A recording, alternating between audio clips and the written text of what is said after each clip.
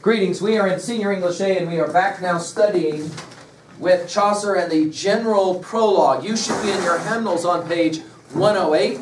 We are continuing now with Miss Laird in our conversations as we read along. This is again a close reading. Again, just to remind, you're writing down the character name, in this case I believe we're to the doctor next. Then you're going to jot down what status they come from of those three categories of religious, upper class, middle class, working class. And finally, something about their external appearance at B, something about their attitudes or views of the world at C. So that when you finish, you ought to be prepared then to be able to say which one of the three characters you found most intriguing and why. All right? So we'll continue. Our goal, of course, today is to finish all of the general prologue. Okay? Thank you, Miss Laird. A doctor, too, emerged as we proceeded. No one alive could talk as well as he did on points of medicine and of surgery. For, being grounded in astronomy, he watched his patient's favourable star and, by his natural magic, knew what are the lucky hours and planetary degrees for making charms and magic effigies. The cause of every malady you'd got he knew, and whether dry, cold, moist, or hot, he knew their seat, their humour and condition. He was a perfect practising physician. These causes being known for what they were, he gave the man his medicine, then and there. All his apothecaries in a tribe were ready with the drugs he would prescribe, and each made money from the other's guile. They had been friendly for a goodish while. He was well versed in Aesculapius too, and what Hippocrates and Rufus knew.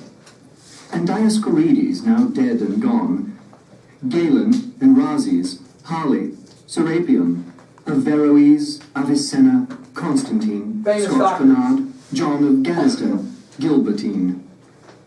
In his own diet he observed some measure. There were no superfluities for pleasure, only digestives, nutritives, and such. He did not read the Bible very much. In blood-red garments, slashed with bluish-grey and lined with taffeta, he rode his way. Yet he was rather close as to expenses, and kept the gold he won in pestilences. Gold stimulates the heart, or so we're told. He therefore had a special love of gold. Okay, what class would you say the doctor is? High. Upper class. Okay, what was he wearing? Blood red garments. Blood red garments. And if you were to remember something about this doctor, what would you have put? He likes making money off sick people. The very last line they have about the doctor was what? He likes gold. He has a very special love of gold. He's well versed. They mentioned a bunch of philosophers and doctors, famous doctors.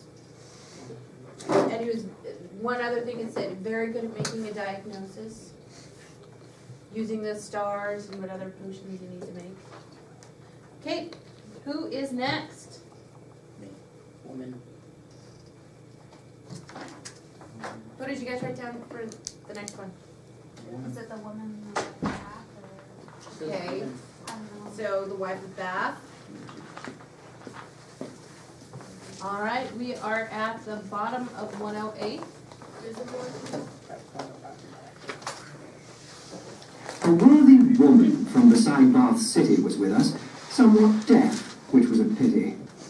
In making cloth, she showed so great a bent, she bettered those of Ypres and of Ghent. In all the parish, not a dame dare stirred toward the altar steps in front of her. And, indeed they did, so wrath was she as to be quite put out of charity. Her kerchiefs were of finely woven ground. I dared have sworn they weighed a good 10 pound, the ones she wore on Sunday on her head. Her hose were of the finest scarlet red, and gartered tight. Her shoes were soft and new. Bold was her face, handsome and red in hue.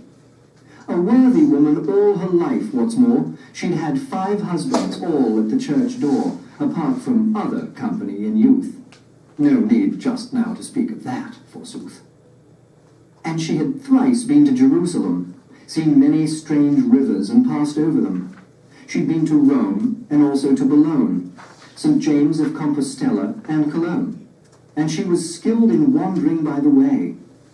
She had gapped teeth, set widely, truth to say. Easily on an ambling horse she sat, well wimpled up, and on her head a hat as broad as is a buckler or a shield.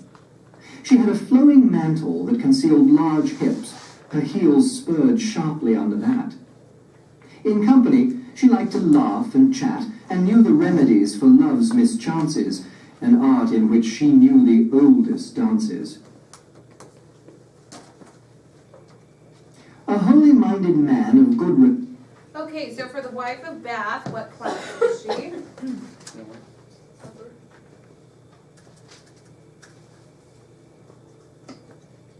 And what do we know about her personality?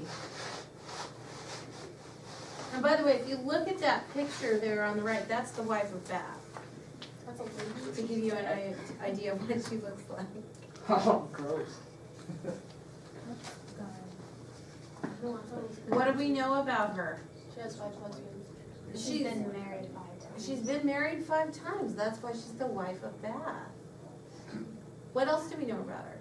She likes to talk. She's really confident, self-assured. People don't push their way in front of her.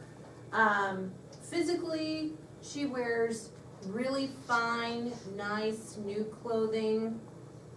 Do you remember what they said about her teeth? She had a big gap between her front teeth. Okay? So that was the wife of Bath. Anybody else want to add anything? No. Okay, who's next? You guys should have all written these down. Who did you have next? Parson. Parson. We already know what class is he from. Parson is a minister, a priest, religious. Okay, we are at last paragraph on 109. Hey guys, can I say this before Miss Laird hits the play button? There are many people who argue that Chaucer is anti-religious, anti-church. And we can certainly deduce that from some of his descriptions of some of his religious people. Not real good. They're kind of hypocritical and stuff like that. But for your notes, point out that this description you're about to read of the good parson is not satirical. It is actually truthful. He sees this man as a really good priest. I want you to jot down in your notes why. What makes this guy so much a better priest than, for example, the friar or the monk or any of the other religious that we're going to see, the pardoner, the summoner? All 4 of those guys are obviously defined by their hypocrisy. Take a look at this guy. What makes him such a good religious person, or a good religious priest? noun there was, and poor, the parson to a town. Yet he was rich in holy thought and work. He also was a learned man, a clerk, who truly knew Christ's gospel and would preach it devoutly to parishioners and teach it. Benign and wonderfully diligent, and patient when adversity was sent, for so he proved in great adversity, he much disliked extorting tithe or fee. Nay, rather, he preferred beyond a doubt giving to poor parishioners round about from his own goods and Easter offerings. He found sufficiency in little things. Wide was his parish, with houses far asunder, yet he neglected not, in rain or thunder, in sickness or in grief, to pay a call on the remotest, whether great or small, upon his feet, and in his hand a stave. This noble example to his sheep he gave, first following the word before he taught it, and it was from the gospel he had caught it. This little proverb he would add thereto, that if gold rust, what then will iron do? For if a priest be foul in whom we trust, no wonder that a common man should rust. And shame it is to see, let priests take stock, a soiled shepherd and a snowy flock. The true example that a priest should give is one of cleanliness, how the sheep should live. He did not set his benefice to hire and leave his sheep encumbered in the mire, or run to London to earn easy bread by singing masses for the wealthy dead, or find some brotherhood and get enrolled. He stayed at home and watched over his fold, so that no wolf should make the sheep miscarry. He was a shepherd and no mercenary. Holy and virtuous he was, but then never contemptuous of sinful men, never disdainful, never too proud or fine, but was discreet in teaching and benign. His business was to show a fair behaviour and draw men thus to heaven and their Saviour, unless indeed a man were obstinate. And such, whether of high or low estate, he put to sharp rebuke, to say the least. I think there never was a better priest. He sought no pomp or glory in his dealings, no scrupulosity had spiced his feelings. Christ and his 12 apostles and their lore he taught, but followed it himself before. There was a ploughman with him there, his brother. Many a load of dung one time or other he must have carted through the morning dew. He was an honest worker, good and true. Okay, before we move on to the plowman, why was the parson better than the priest? He gave. He didn't take.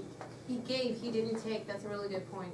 He didn't like taking the tithes and the money for giving out forgiveness. He wanted to go out and help the people in the community. They didn't give much of a description for him, but they did say that he was poor and he liked to live by example, a clean life. So we can, he was probably wore a simple garment, a simple robe, more than likely. All right, who's the next one? Miss Laird, I'll make one point here. Just finish what I said before you listen to this description. We have a saying, practice what you preach. You got it, write it down. We're even told he liked to tell about Christ and the apostles and their lore stories, but first he followed it himself before. In other words, he lived a certain kind of life and then he preached, as opposed to the other religious guys who preach but don't live a very good lifestyle, right?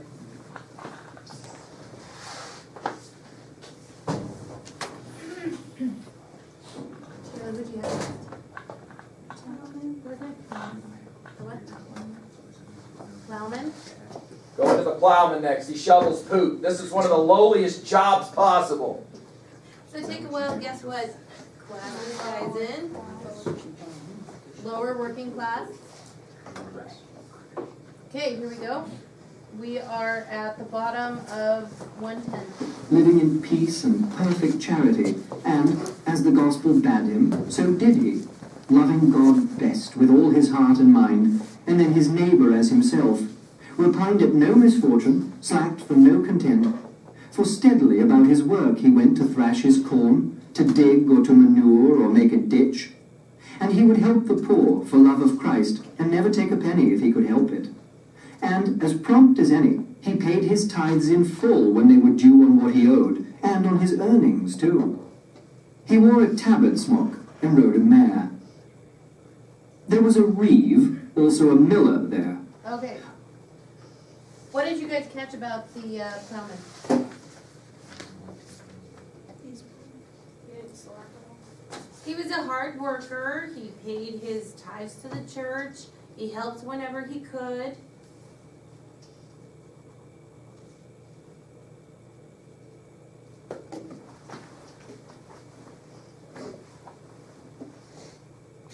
Says that he wore a tabard, a loose jacket, and rode a mare, which is a female horse. Anything anybody else wants to add? He loved God. He loved God. So like the parson, he tried to live a good Christian life.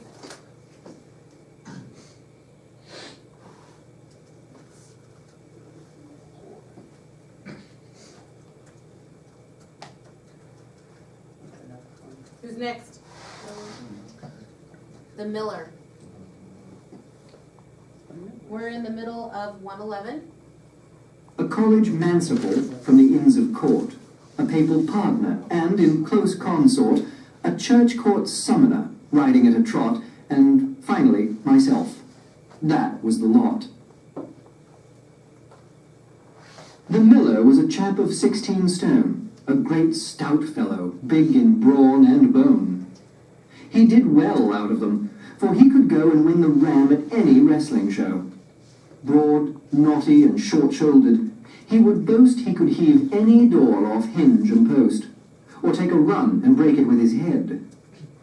His beard, like any sow or fox, was red, and broad as well, as though it were a spade, and at its very tip his nose displayed a wart, on which there stood a tuft of hair red as the bristles in an old sow's ear. His nostrils were as black as they were wide. He had a sword and buckler at his side. His mighty mouth was like a furnace door. A wrangler and buffoon, he had a store of tavern stories, filthy in the main. His was a master hand at stealing grain. He felt it with his thumb, and thus he knew its quality, and took 3 times his due. A thumb of gold, by God, to gauge an oat. He wore a hood of blue and a white coat. He liked to play his bagpipes up and down, and that was how he brought us out of town. The Manciple came... Okay. What do we know about the miller? What class would he be? Lower. Lower, working class. If we were to talk about the personality of this guy, what would we say? He liked to hang around the taverns and tell dirty jokes, stories. He liked to boast about how strong he was.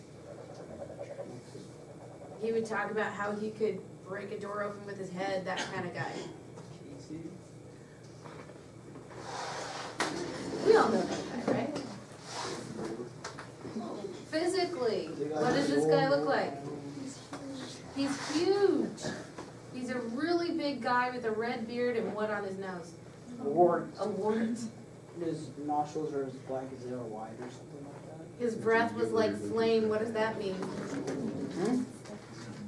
Fire breath, dragon breath, what would you say? His Huge breath is... Okay, who's next? The Manciple. We are at the top of 112. From the inner temple, all caterers might follow his example in buying victuals. He was never rash, whether he bought on credit or paid cash. He used to watch the market most precisely and go in first, and so he did quite nicely. Now, isn't it a marvel of God's grace that an illiterate fellow can outpace the wisdom of a heap of learned men? His masters, he had more than 30 then, all versed in the abstrusest legal knowledge, could have produced a dozen from their college, fit to be stewards in land and rents and game to any peer in England you could name, and show him how to live on what he had, debt-free, unless, of course, the peer were mad, or be as frugal as he might desire, and they were fit to help about the shire in any legal case there was to try. And yet, this Manciple could wipe their eye. The reeve was old and choleric and... Okay, guys. What do we know about the Manciple? What class do you think he is? Lower class.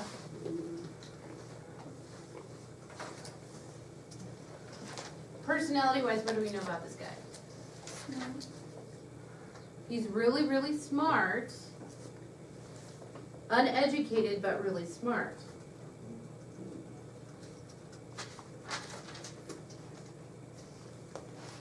And did we get anything about his physical? Ladies? Did we get a description about the Manciple? Well, that would be more personality. I don't think they really described what he looks like. Moving on, what's the next one? The reeve. We should be in the middle of 112. Thin. His beard was shaven closely to the skin. His shorn hair came abruptly to a stop above his ears, and he was docked on top just like a priest in front. His legs were lean, like sticks they were. No calf was to be seen. He kept his bins and garners very trim. No auditor could gain a point on him. And he could judge, by watching drought and rain, the yield he might expect from seed and grain. His master's sheep, his animals and hens, pigs, horses, dairies, stores and cattle pens, were wholly trusted to his government, and he was under contract to present the accounts right from his master's earliest years. No one had ever caught him in arrears. No bailiff, serf, or herdsman dared to kick. He knew their dodges, knew their every trick. Feared like the plague he was by those beneath. He had a lovely dwelling on a heath, shadowed in green by trees above the sward. A better hand at bargains than his lord, he had grown rich, and had a store of treasure well tucked away.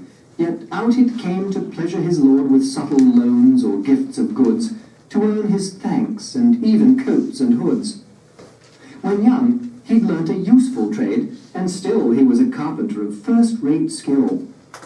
The stallion cob he rode at a slow trot was dapple grey, and bore the name of Scott. He wore an overcoat of bluish shade and rather long. He had a rusty blade slung at his side. He came, as I heard tell, from Norfolk, near a place called Balderswell. His coat was tucked under his belt and splayed. He rode the hindmost of our cavalcade. Okay, to read, what class would he be? Middle? Working class, yeah. Personality? His masters trust him with their flocks. They trust him with the accounts. He knows how to save money.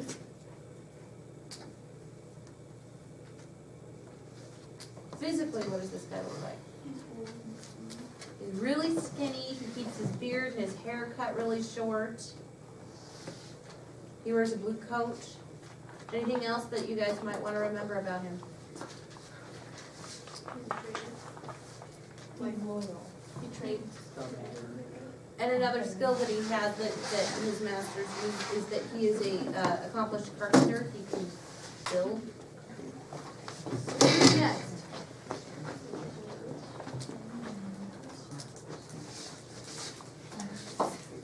Who do we have next, guys? The summoner. The summoner. Anybody know what number we're on? 24. 24. It's 23, 24. I've got 23. Maybe I'm. All right. Here we go. The summoner. There was a summoner with us in the place who had a fire-red cherubinish face, for he had carbuncles. His eyes were narrow. He was as hot and lecherous as a sparrow. Black, scabby brows he had, and a thin beard. Children were afraid when he appeared. No quicksilver, lead ointments, tartar creams, boracic, no, nor brimstone, so it seems, could make a salve that had the power to bite, clean up, or curve his whelks of knobby white, or purge the pimples sitting on his cheeks. Garlic he loved, and onions too, and leeks, and drinking strong wine till all was hazy. Then he would shout and jabber as if crazy, and wouldn't speak a word except in Latin when he was drunk, such tags as he was pat in. He only had a few, say 2 or 3, that he had mugged up out of some decree. No wonder, for he heard them every day, and, as you know, a man can teach a jay to call out Walter better than the Pope. But had you tried to test his wits and grope for more, you'd have found nothing in the bag. Then quaestio quid juris was his tag. He was a gentle varlet and a kind one, no better fellow if you went to find one. He would allow, just for a quart of wine, any good lad to keep a concubine a 12-month and dispense it altogether. Yet he could pluck a finch to leave no feather.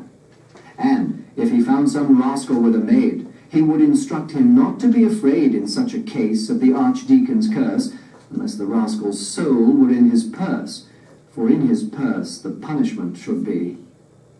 "Purse is the good archdeacon's hell," said he, but well I know he lied in what he said.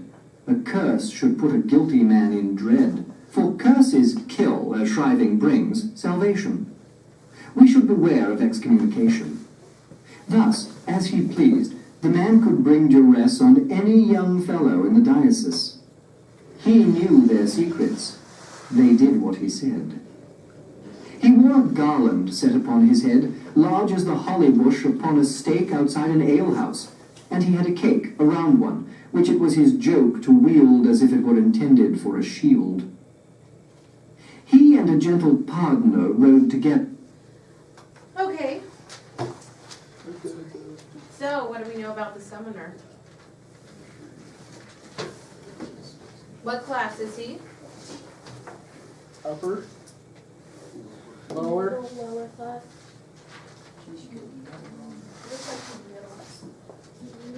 Ms. Laird, can I make a quick comment? Let me help you with this one.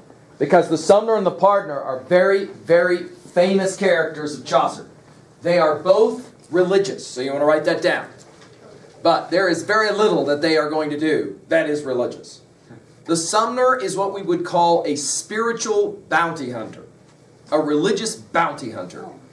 We are told that he has these huge white zits all over his face, and there is nothing that can cure them. Ew. On top of it, we're told he's lecherous, which means he likes to go out hanky-panky with girls even if they don't like it. That kind of guy. So he's gross in every way. He has garlic he hangs around his neck, and so he stinks really bad. This guy is so frightening that children run away from him when they see him. All right? Now, what does he do? He goes out and he finds young men who are hanky-pankying. He catches them, and he drags them in front of his friend, the pardoner. And they say, we are going to tell everyone at church and do what's called excommunicate you. That is to say, throw you out of the church unless you pay us money. Now, the summoner will accuse guys even if they aren't hanky-pankying. But excommunication is such a scary thing that people will pay. So, in other words, notice the opening line to introduce the pardoner. He and a gentle pardoner rode together. What does it say about them? A bird from Charing Cross of the same feather. We say birds of a feather, what? Flock together. In other words, the summoner and the pardoner, they're one of these numbers. They're both rascals together. Got me? Now let's listen to the pardoner, and we're going to hear he's also a really bad guy. Okay? But they're both religious. So we're in the middle of 114, guys. A bird from Charing Cross of the same feather, just back from visiting the court of Rome. He loudly sang, "Come hither, love, come home." The summoner sang deep seconds to this song. No trumpet ever sounded half so strong. This pardoner had hair as yellow as wax, hanging down smoothly, like a hank of flax. In driblets fell his locks behind his head, down to his shoulder, which they overspread. Thinly they fell, like rat tails, one by one. He wore no hood upon his head, for fun. The hood inside his wallet had been stowed. He aimed at riding in the latest mode. But for a little cap, his head was bare, and he had bulging eyeballs like a hare. He'd sewed a holy relic on his cap. His wallet lay before him on his lap. Brimful of pardons come from Rome, all hot. He had the same small voice a goat has got. His chin no beard had harboured, nor would harbour. Smoother than ever chin was left by barber. I judge he was a gelding or a mare. As to his trade, from Berwick down to Ware, there was no pardoner of equal grace. For in his trunk he had a pillowcase, which he asserted was Our Lady's veil. He said he had a gobbet of the sail St. Peter had the time when he made bold to walk the waves, till Jesu Christ took hold. He had a cross of metal set with stones, and in a glass a rubble of pig's bones. And with these relics, any time he found some poor up-country parson to astound, on one short day, in money down, he drew more than the parson in a month or two, and by his flatteries and prevarication made monkeys of the priest and congregation. But still, to do him justice, first and last, in church he was a noble ecclesiast. Good preacher. How well he read a lesson or told a story. But best of all, he sang an offertory, for well he knew that when that song was sung, he'd have to preach and tune his honey tongue, and well he could win silver from the crowd. That's why he sang so merrily and loud. Okay. So we've established the partner is from the religious caste. And on the left there, that picture there is an illustration of the partner. What do we know about this guy's personality?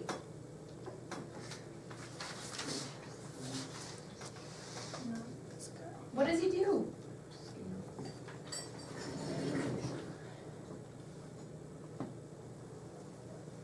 Patrick, what does he do? I don't know, I missed the first half of it. Well, maybe if you stop scribbling on yourself, you would know. Oh.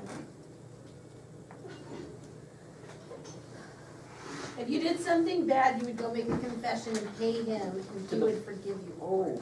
That's what he did. He sold pardons. He sold forgiveness. He enjoys doing his job. He really likes his job. Anybody catch what he looked like? He couldn't grow a beard. He couldn't grow a beard. He had stringy yellow hair that resembled rats' tails. You said he looks like a woman. His voice sounded like a goat, which he had a high voice.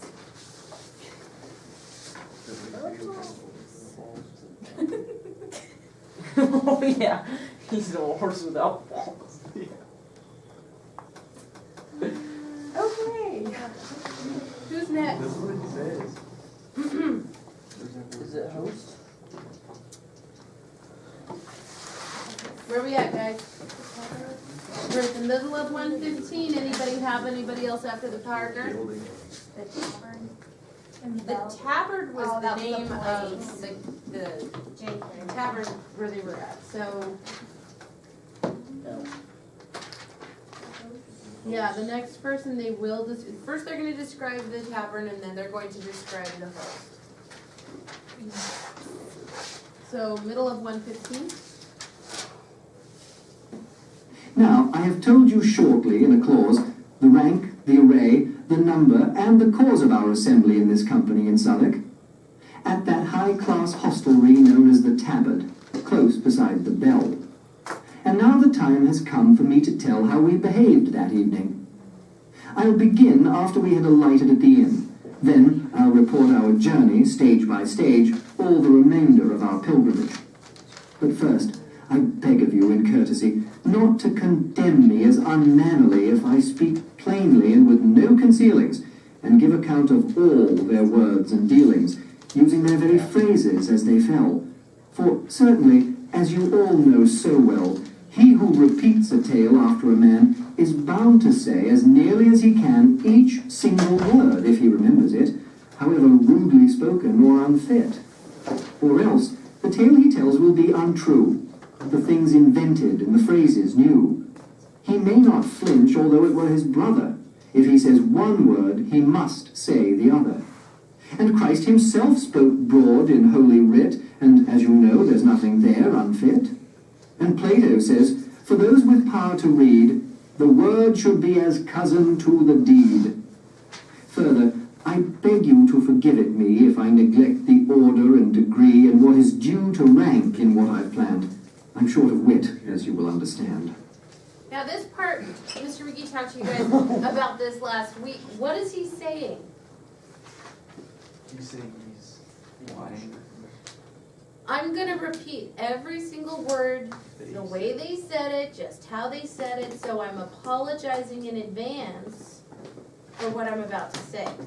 But I didn't say it, this is what the other people said. So that's what that whole section is about. Now we're moving on to the host. Our host gave us great welcome. Everyone was given a place, and supper was begun. He served the finest victuals you could think. The wine was strong, and we were glad to drink. A very striking man, our host, withal, and fit to be a marshal in a hall. His eyes were bright, his girth a little wide. There is no finer burgess in Cheapside. Bold in his speech, yet wise and full of tact, there was no manly attribute he lacked. What's more, he was a merry-hearted man. After our meal, he jokingly began to talk of sport, and, among other things, after we'd settled up our reckonings, he said as follows: "Truly, gentlemen, you're very welcome, and I can't think when, upon my word, I'm telling you no lie, I've seen a gathering here that looked so spry, nope, not this year, as in this tavern now. I'd think you up some fun if I knew how, and as it happens, a thought has just occurred, and it will cost you nothing on my word. You're off to Canterbury. Well, Godspeed. Blessed St. Thomas answer to your need. And I don't doubt before the journey's done, you mean to while the time in tales and fun. Indeed, there's little pleasure for your bones riding along and all as dumb as stones. So let me then propose for your enjoyment, just as I said, a suitable employment. And if my notion suits and you agree, and promise to submit yourselves to me, playing your parts exactly as I say, tomorrow, as you ride along the way, then by my father's soul, and he is dead, if you don't like it, you can have my head. Hold up your hands, and not another word." Well, our consent, of course, was not deferred. It seemed not worth a serious debate. We all agreed to it, at any rate, and bade him issue what commands he would. "My lords," he said, "now listen for your good, and please don't treat my notion with disdain. This is the point. I'll make it short and plain. Each one of you shall help to make things slip by telling 2 stories on the outward trip to Canterbury. That's what I intend. And on the homeward way to journey's end, another 2, tales from the days of old. And then, the man whose story is best told, that is to say, who gives the fullest measure of good morality and general pleasure, he shall be given a supper paid by all, here in this tavern, in this very hall, when we come back again from Canterbury. And, in the hope to keep you bright and merry, I'll go along with you myself and ride all at my own expense and serve as guide. I'll be the judge, and those who won't obey shall pay for what we spend upon the way. Now, if you all agree to what you've heard, tell me at once without another word, and I will make arrangements early for it." Okay, let's stop there for a second. What do we know about the host? Okay. He's manly, kind of a chubby little guy. He's really easy to get along with. Now, what deal did he just make with everybody?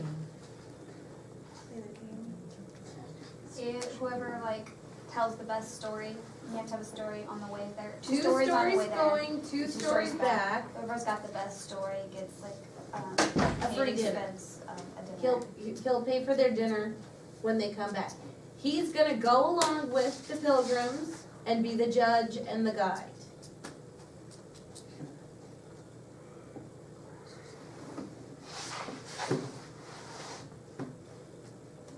What would you say his class would be?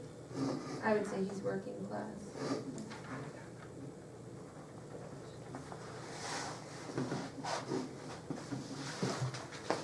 So we are at the bottom of 117.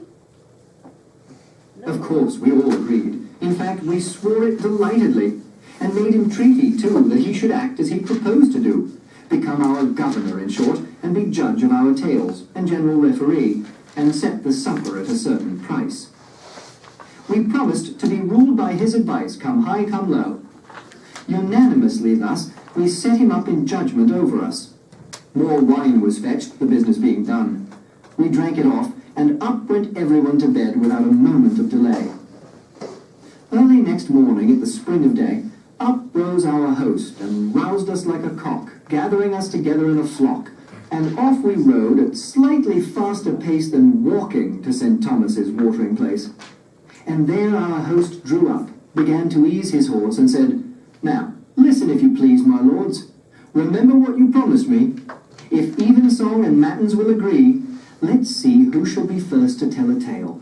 And as I hope to drink good wine and ale, I'll be your judge. The rebel who disobeys, however much the journey costs, he pays. Now, draw for cut, and then we can depart. The man who draws the shortest cut shall start." That's picking straws. Whoever gets the shortest straw has to go first.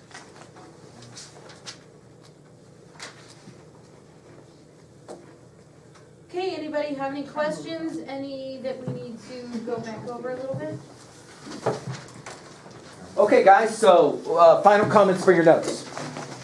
This is what we call Chaucer's Entourage. It's a French word which means group. He makes this group up.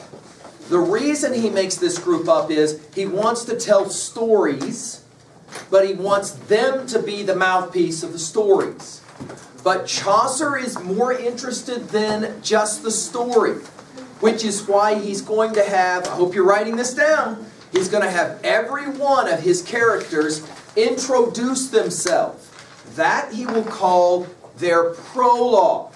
So yes, the partner is going to tell a story, and we will study that story. But before the partner tells the story, he's going to introduce himself. He's going to say something about himself. It's in the introduction that we as readers will learn a lot about Chaucer's project. You will understand that concept better when we look at two of these prologues and two of these tales. One, the partner's prologue and tale. Two, the wife of Bath's prologue and tale. Now, your textbook does not say anything about the wife's prologue. So I'm going to give a lecture to kind of explain it because it's so important to understanding Chaucer's project. Your job now, select your three favorite of these characters from the general prologue. Important for your notes.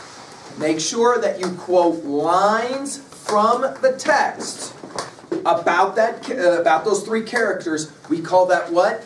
Internal validation. All right? So make sure that you quote as you write. Thank you.